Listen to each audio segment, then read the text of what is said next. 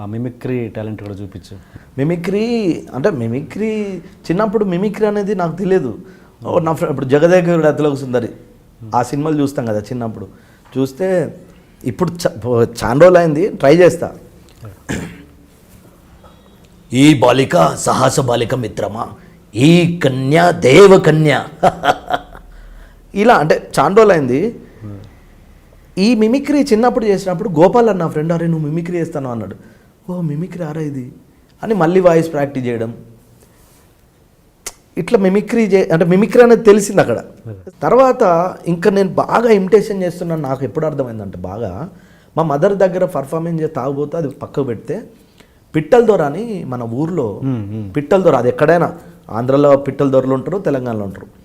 ఇప్పుడు మనకు మీడియా ఉంది, ఇప్పుడు టీవీలు ఉన్నాయి, ఇప్పుడు మీడియా ఉంది. ఆ రోజుల్లో మా ఫాదర్స్ అందరు సింగరేన్ జాబ్కి వెళ్తే అవ్వలక్కలు ఇంటి ముందు మిరపకాయలు పెట్టుకొని లేకపోతే అప్పాలు చేసుకుంటూ మీటింగ్ పెట్టేటోళ్ళు. ఇంత ఎంటర్టైన్మెంట్ లేదు ఆ రోజుల్లో, టీవీలే ఎవరో ఒకరు ఇంట్లో ఉండేది. ఆ టైంలో తుపాకి రాముడు వచ్చేటోడు మన సైడు. ఇక నాకేం తక్కువ మహారాజా, నా తుపాకి అమిత్ షా తుపాకి పోటీ పెట్టి నీళ్ళలో పడేస్తే అమిత్ షా తుపాకి అడుగు పట్టి నా తుపాకి తుమ్ముకుండా మునుక్కుండా తేలుకుంటా గసోడు తుపాకి మహారాజు. ఇక నా చెల్లె పెళ్ళికి ఏం తక్కువ చేసిన, తుమ్ముల బియ్యం పోసిన తుమ్ము కింద మట్ట పెట్టిన, మెతుకు పితుక్కుంటూ తిన్నారు. వరేవా వెంకటరామ ఇష్టం పెళ్ళి ఇక జరగదని పడితే ఇలా 1 hour నాన్ స్టాప్ ఎంటర్టైన్మెంట్ చేస్తాడు. అడు రావడమే.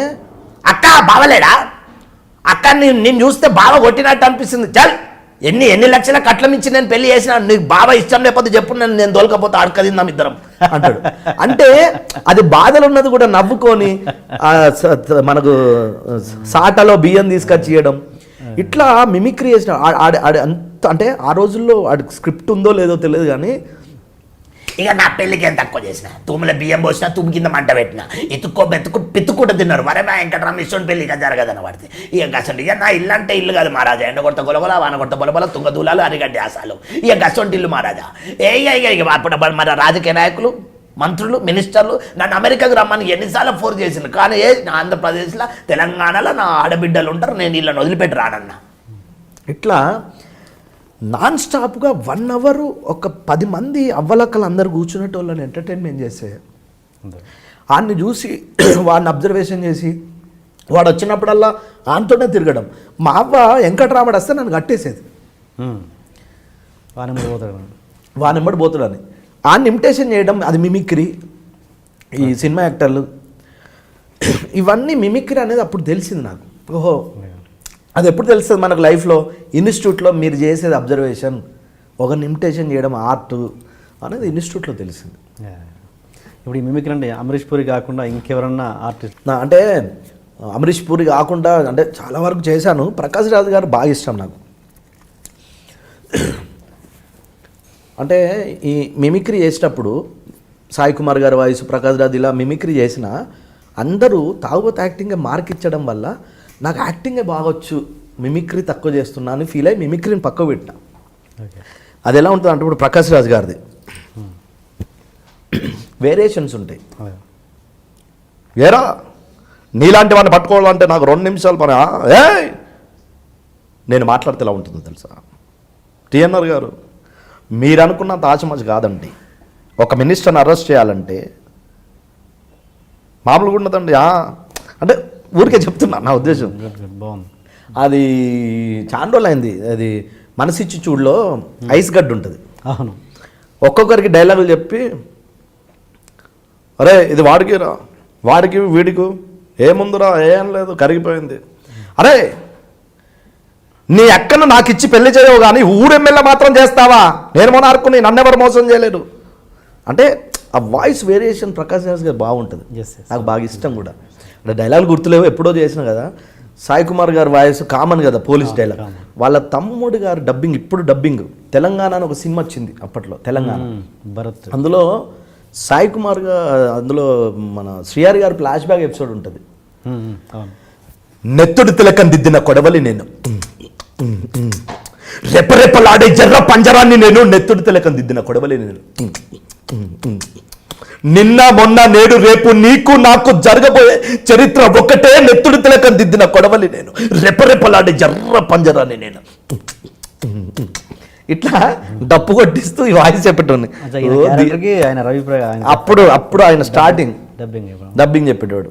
Okay okay. ఇప్పుడు చిన్న జీరస్వామి వినాయకుడిని విఘ్నేశ్వరుడు అని కూడా అన్నారన్నమాట. విఘ్నేశ్వరుడు అంటే విజ్ఞానం కలిగించుటకైనా తొలగించుటకైనా ఆ యొక్క శంకరుని పుత్రుడు వినాయకుడు. బ్రహ్మదేవుడు ఆశీస్సులు కూడా వినాయకునికి ఉండడం మన గర్వకారణం. పూజల ముందు వినాయకుడిని ఎందుకు మొక్కుతారంటే ఇలా ఉంటుంది. నేను ఇన్స్టిట్యూట్ చేసినప్పుడు ఒక కలెక్టర్ ఉన్నారు కదా, రమణమూర్తి గారు. ఇన్స్టిట్యూట్ చేసినప్పుడు వచ్చాడు, ఆ ఇన్స్టిట్యూట్లో మాట్లాడాడు, వెళ్ళిపోయింది. ఆయన బేస్ వాయిస్ బాగుంటుంది. ఒకసారి నేను ఈగ తర్వాత ఫస్ట్ టైం శాంట్రో కొనుక్కొని అందులో వెళ్ళేటప్పుడు ఆయన ఇంటర్వ్యూ వస్తుంది. అది విన్న తర్వాత వచ్చేస్తుంది మిమిక్రీ. అది ఎందుకు అది ఆర్ట్. అంటే మొట్టమొదటి మా నాన్నగారు నేను ఐఏఎస్ ఆఫీసర్గా ఉన్నప్పుడు మొట్టమొదటిసారి కలెక్టర్ గుంటూరులో చేసినప్పుడు నాకు అది బాగా గుర్తు. తర్వాత చాలా రోజుల తర్వాత నాకు సినిమా పిచ్చి ఉండేది, చదువుకోవడం వల్ల కలెక్టర్ అయ్యాను. మొట్టమొదటిసారి దీక్షితులు గారు 2005లో అక్కినేని ఫిల్మ్ ఇన్స్టిట్యూట్కి వచ్చినప్పుడు ఒక నాటకం వేస్తున్న టైంలో మధ్యలో కుక్క రావడం కూడా అది చాలా అద్భుతంగా ఉందండి. ఇట్లుంటుంది.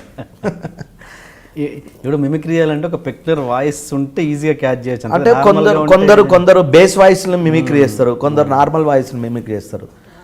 అంటే ఏదైనా నేర్చుకోవచ్చు కానీ మిమిక్రీ నేర్చుకుంటే రాదు. సంగీతం నేర్చుకోవచ్చు, అలా క్యాచ్ చేయాలంటే ఒక పెక్యులర్ వాయిస్ ఉండాలి, డిఫరెంట్ వాయిస్ ఉండాలి. సడన్ ఇప్పుడు ఆల్ ఆఫ్ సడన్ నన్ను చూసి ఇమిటేట్ చేయమంటే చేయలేవుగా. కొంచెం డిఫరెంట్ అట్లా అని కాదు, మిమ్మల్ని బాగా చూస్తే పట్టేయచ్చు. అట్లా కొందరికి వాయిస్ అంటే కొందరు వాయిస్లు కొందరికి కనెక్ట్ అవుతాయి. ఇప్పుడు బాలసుబ్రహ్మణ్యం గారు అప్పట్లో డబ్బింగ్ చెప్పేటోడు. ఆయన ఆదిత్య 369లో పేపర్ బాయ్ అవునయ్యా నేను పేపర్లో చూశాను, టైం మిషన్ టైం మిషన్ చాలా గొప్పది. ఇట్లుంటుంది. ఇదే కమల్ హాసన్ గారికి వచ్చేసరికి భారతీయుల్లో అయ్యో నాన్న ఎన్నో గుళ్ళు గోపురాలు తిరుగుతే పుట్టినవా నన్నే చంపుతావా. ఎస్ నీలాంటివన్నీ చంపడమే నా ఉద్దేశం. 5, 10, 15, 20, 30, 40, 50 ఇలా లంచాలు పెరుగుతూ పోతుంటే భారతదేశంలో మున్సిపాలిటీ లంచం, పిల్లవాడిని స్కూల్లో చేర్పేయాలన్న లంచం, ఇంత డిఫరెన్స్ ఉంటుంది. అతడిలో మహేష్ బాబు గారు,